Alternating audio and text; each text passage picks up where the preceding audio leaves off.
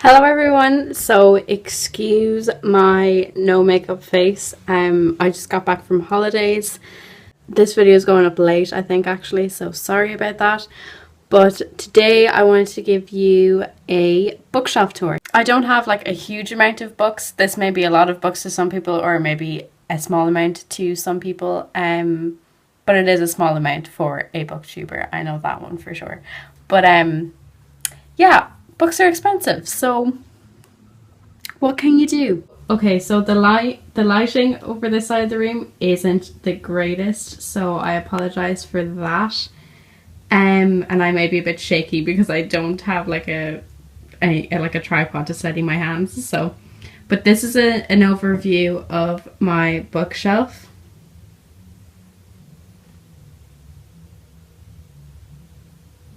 There she goes. It has 5 shelves. It's from IKEA, trusty old IKEA.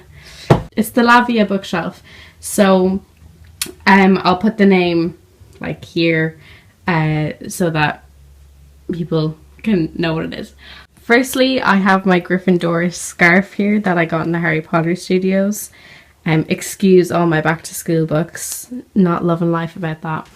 This little hello sign is from Pennies, so yep. So on the first shelf I have drama and thriller books. So the first book I have is The Girl Before by J.P. Delaney. Excuse my nails, by the way, they're not painted. This is Graham Norton Holding. Lying in Wait by Liz Nugent. I always say Nugget by accident and I'm so stupid for that, but anyways. Next is Room by Emma Donoghue, which I have not read yet. Next is We Need to Talk About Kevin by Lionel Shriver. Loved this book. Behind Closed Doors by Suzanne Lewis. Is this out of focus? That's annoying. Okay. The Hit and Simple Genius by David Baldacci. I'm going to say. Haven't read either of his books, but they're there to remind me. These are my parents' books actually, but they're here to remind me to read some of his books because my mum says that they're very good. So I have to give them a try. 12th of Never and Unlucky 13 by James Patterson. This is actually a part of kind of a detective series, but you don't really have to read them in orders, and I got these like on special offer or something, and they're really good. I really like them. They weren't amazing, but like they were enjoyable to read. Next I have The Da Vinci Code by Dan Brown. I have never read The Da Vinci Code. It's on my list. It's been on my list for ages, and it's like such a classic book that like I need to read it soon. Next I have a Friends box set. Shout out, love a bit of Friends. Next I have this Friends kind of quote thingamajig. My next shelf is my Harry Potter shelf. My favourite shelf on my bookshelf, to be honest. So over here I have Bertie Bott's Every Flavoured Bean. I got that in the Harry Potter studios. I have a Harry Potter badge from the studios. I have the script of Harry Potter and the Cursed Child, well, the Harry Potter and the Cursed Child book, which I'm actually going to in London, which is my birthday present because I just turned 17 and that was my birthday present, and I cried my eyes out, which was so nice. Next I have all my Harry Potter books. Strangely enough, I have 2 of the new version, like not the new versions, but they're these versions of the books, and then I have the rest are like the old versions. So I have my The Tales of the Beetle and the Bard book. Next I have my Harry Potter DVD box set, and I have the Goblet of Fire separate DVD for that. I don't know why.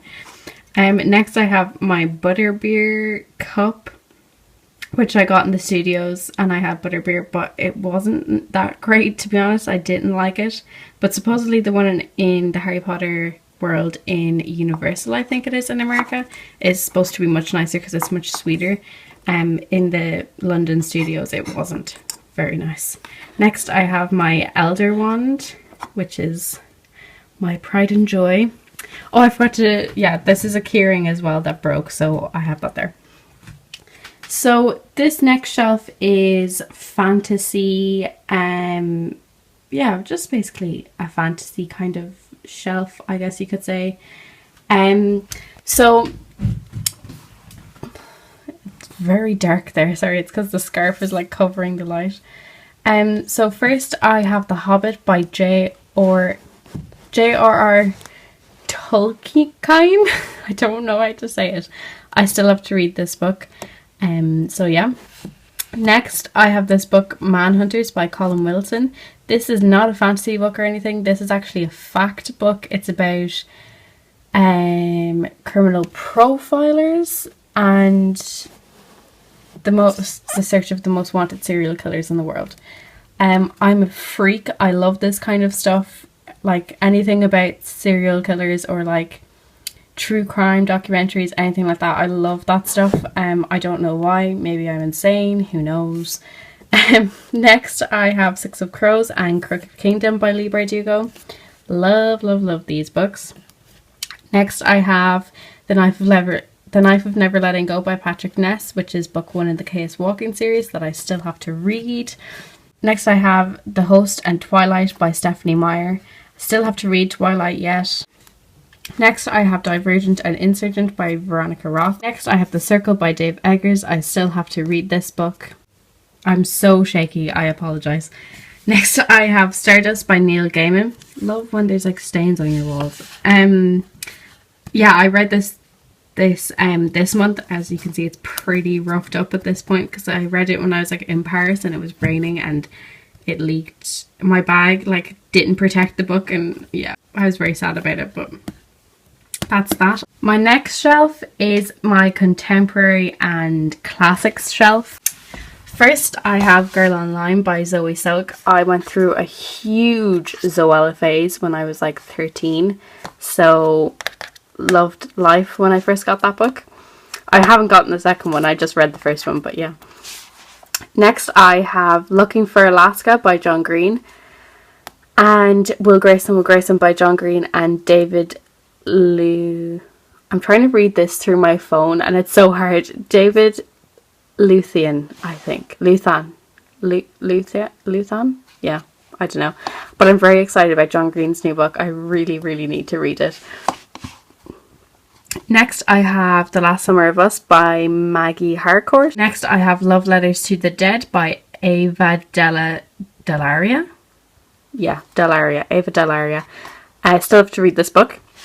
Next, I have Robin Schneider, Broken Heads and Severed Heads and Broken Hearts. I really love that book actually. I don't read contemporary as much as I used to. Like when I was about like 14, I guess, when I picked up reading again, John Green was actually what got me into reading again, and The Fault in Our Stars. But yeah, every now, like I don't buy contemporary too much now.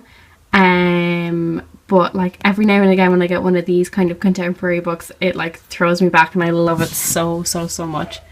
Next, I have All the Bright Places by Jennifer Niven. Next is The Lovely Bones by Alice Sebold, I don't know. Next is One Day by David Nicholas. Haven't read this yet. Tried to read it at the start. I'm not a big romance person. I hate romance usually. So I wasn't really the biggest fan at the start. But let me know if you've read it, because I want to know if I should read it or if I should just like give it away.